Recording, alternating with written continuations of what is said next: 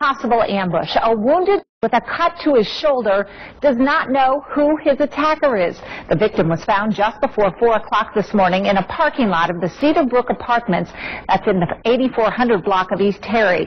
Case Jordan Shefty spoke exclusively with the security officer who found the bleeding man. A typical night for a Signal 88 security officer usually consists of noise complaints or break-ins, but this morning, one security officer encountered something that brought his first aid training into use. Got to be aware and awake when you're doing this job.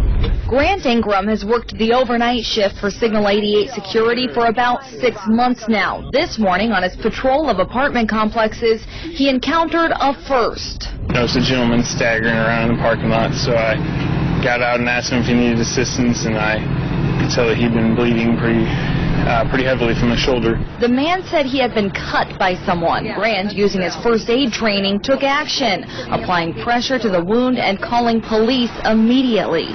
He just said, "Man, get me to the hospital, call 911, and I said, "Okay, we'll get you some help."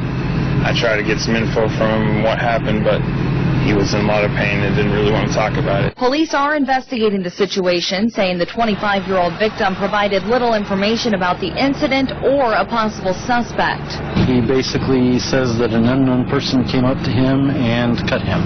For Grant, it was a dose of adrenaline, providing a taste of what he wants for his future. Hopefully someday I'll have a real badge on and work for the police department instead. Jordan Shefty, Cake News. The victim tells police he got a ride home from a bar and that a suspect walked right up to the car and stabbed him with a piece of glass.